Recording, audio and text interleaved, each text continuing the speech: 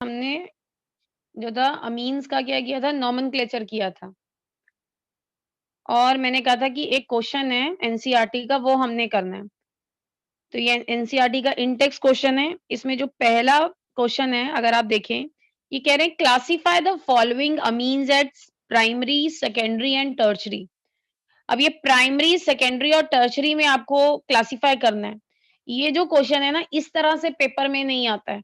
लेकिन ये जो क्वेश्चन है, इससे आप क्या कर सकेंगे, आप डिस्टिंग्विश कर पाएँगे कि भई ये प्राइमरी है, ये सेकेंडरी है, ये टर्शरी है। तो ये आपको हेल्प करेगा कि अगर कल को मान लो कोई क्वेश्चन आता है बॉइलिंग पॉइंट से रिलेटेड, या फिर एक जो है बेसिक स्ट्रेंथ से रिलेटेड भी आएगा ये, और यहाँ डिस्टिंग्विश बिटवीन का कोई रिएक्शन आता है, तो आपको पता होना चाहिए भई ये प्राइमरी है, ये सेकेंडरी है, ये टर्शरी है।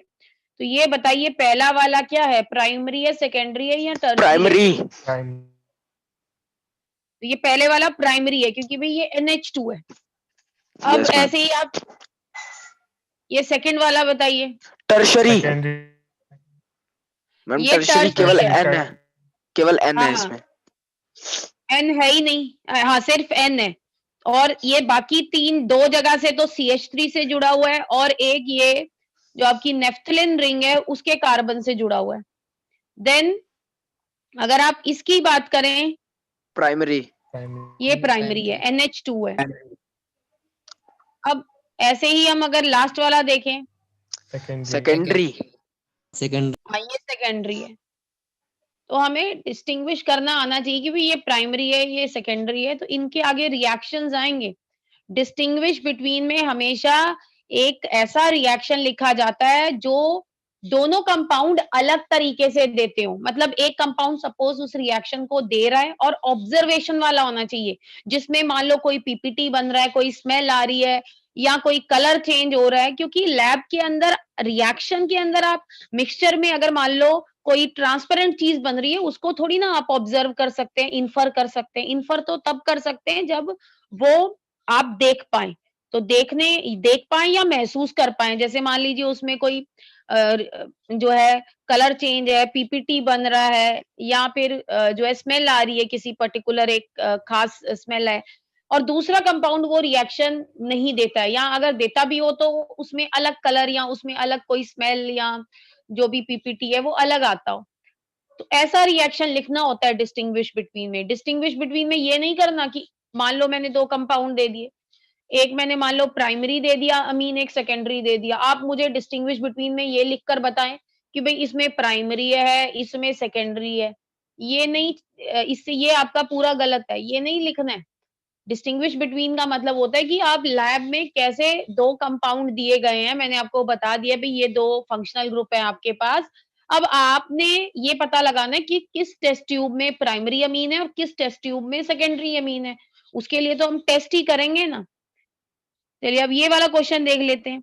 ये कह रहे हैं right structure of different isomeric अमीन। इन्होंने बोल दिया है कि आपको अमीन्स का स्ट्रक्चर बनाना है corresponding to the molecular formula C4H11N। तो एक तो स्ट्रक्चर बनाना है, फिर आगे क्वेश्चन यही खत्म नहीं होता, कह रहे हैं आईयूपैक नेम भी लिखिए सारे आइसोमर्स का। देन नेक्स्ट ये कह रहे हैं बताइए type of isomerism exhibited by different pair of amines. तो हालांकि इस चैप्टर में अगर आप देखें 12th की जो बुक है उसके अंदर आइसोमरिज्म नहीं दे रखा अमीन्स का, लेकिन वो हमें करना पड़ेगा क्योंकि एक आधा क्वेश्चन ऐसा है। तो पहले तो हम स्ट्रक्चर बना लेते हैं।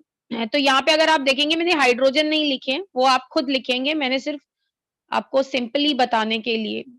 अब ये देखिए इसमें 4 कार्बन है, 11 हाइड्रोजन है, 1 नाइट्रोजन है और ये अमीन है। तो सबसे पहले हम क्या करेंगे, जितने भी प्राइमरी अमीन बनते होंगे वो बना के देखेंगे। तो जैसा कि आपको पता है कि हम पहले कार्बन का स्केलेटन बनाते हैं। तो हम पहले क्या करेंगे, ये जो 4 कार्बन है इसको स्ट्रेट चेन में अरेंज करेंगे। स्ट्रेट चेन में अरेंज करने के बाद ये हमारा कार्बन का स्केलेटन हो गया। इसमें हम क्या कर सकते हैं, अलग-अलग हमारे पास पोज़ीशंस हैं, 1 है, 2 है, 3 है, ये 4 है। तो हम क्या कर सकते हैं, जो हमारा अमीन जो ग्रुप है NH2 उसको हम इस कोने में भी लगा सकते हैं अगर हम देखें। और यहाँ पे बाकी आप हाइड्रोजन लगा दीजिए। मैंने यहाँ प्राइमरी बनेगा। मैंने यहाँ कॉपी में नहीं लिखा है, लेकिन यहाँ पे जो है आपने हाइड्रोजन लगाने हैं। वो सिर्फ इसलिए ताकि आपको इजीली विजिबल रहे कि हम स्केलेटन बना रहे हैं कार्बन का। तो यहाँ पे अगर आप इसका नाम देखेंगे, ये 4 कार्बन है तो इसका नाम होगा ब्यूट। सारे सिंगल बॉन्ड है एन। पहली पोजीशन पे अमीन लगा हुआ है तो 1 अमीन। यहाँ पे मैंने जो है ई नहीं लिखा है, ये मैंने कल भी बताया था आपको, क्योंकि आगे ये वॉवल से स्टार्ट हो रहा है अमीन, तो इसलिए इसका ई ड्रॉप कर दिया है। नेक्स्ट क्या होता है कि हम यही कार्बन स्केलेटन यूज करें, लेकिन जो NH2 है उसकी जो पोजीशन है वो हम डिफरेंट करें। तो यही हमने कार्बन स्केलेटन यूज किया है। इसमें हमने ये पहली पोजीशन थी, ये दूसरी थी, तो मैंने इसको दूसरी पोजीशन पे लगा दिया। बाकी इस पे आप हाइड्रोजन लगाएंगे, बिना हाइड्रोजन के जो है आपके मार्क्स कट सकते हैं, तो आप हाइड्रोजन भी लगाएंगे। ये सिर्फ मैं आपको कार्बन स्केलेटन बना के बता रही हूँ। इसका नाम क्या होगा? ब्यूट। इसका नाम होगा ब्यूट 2 ब्यूटेन 2 अमीन। और अगर आप इन दोनों कंपाउंड में देखें, इन दोनों कंपाउंड के आप नाम को भी देखें, नाम बिल्कुल सेम है, सिर्फ एक ये जो नंबर है, पोजीशन जो है उसका फर्क है।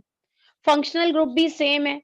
तो ये जो है इस तरह के जो कंपाउंड्स होते हैं उनको पोजीशनल आइसोमर बोला जाता है। ये दोनों पोजीशनल आइसोमर्स है।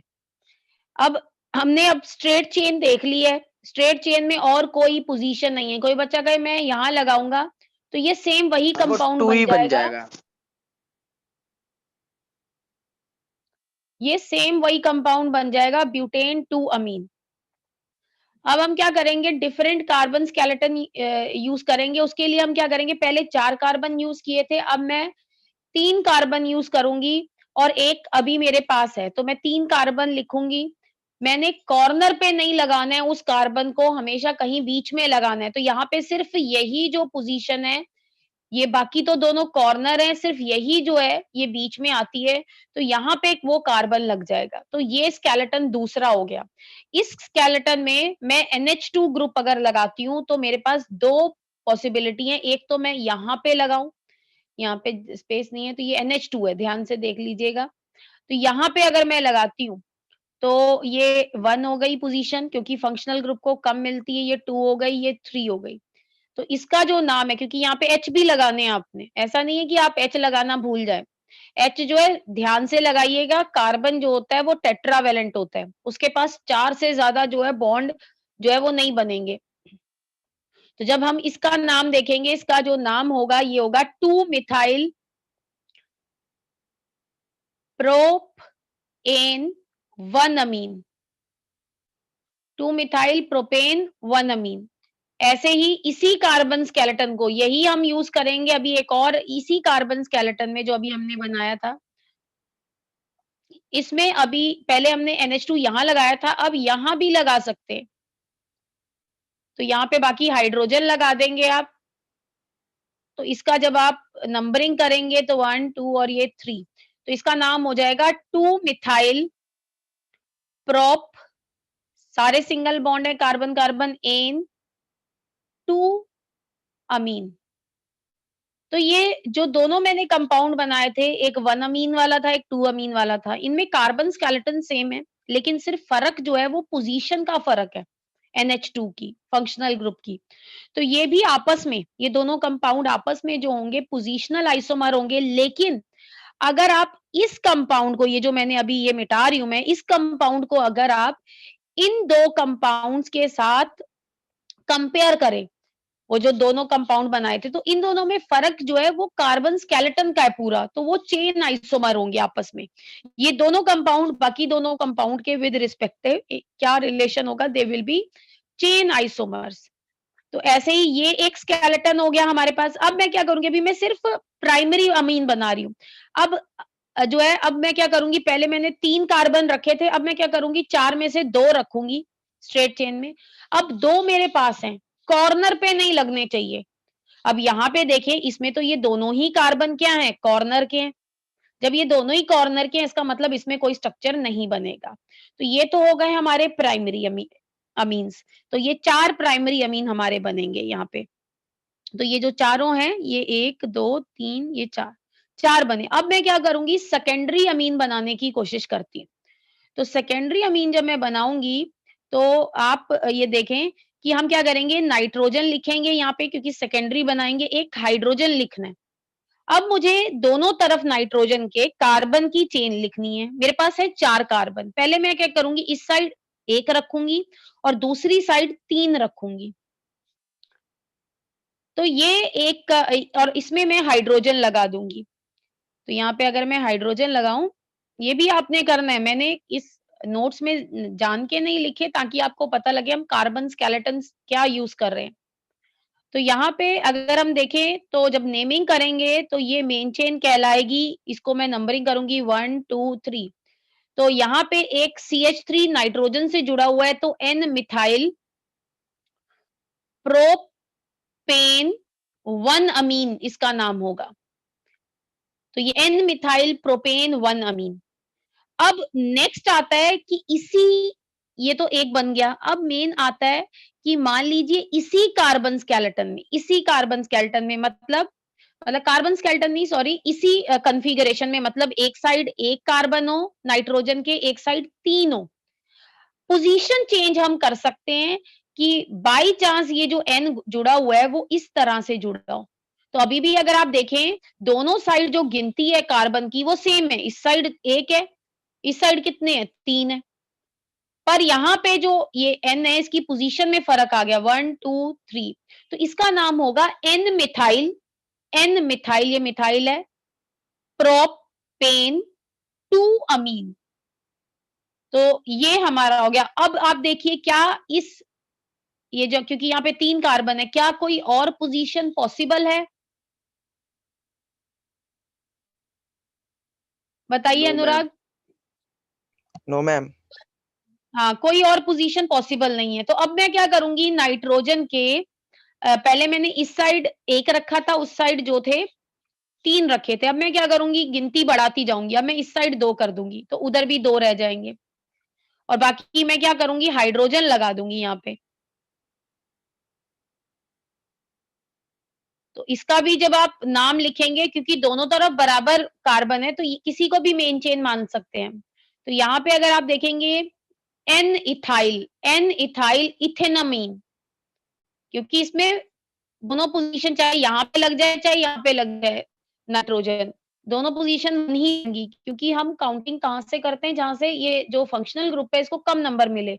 तो एन इथाइल इथेनामीन, तो ये इसका नाम हो गया। अब हम क्या करेंगे और आगे बनाएँगे सेकेंडरी अमीन को।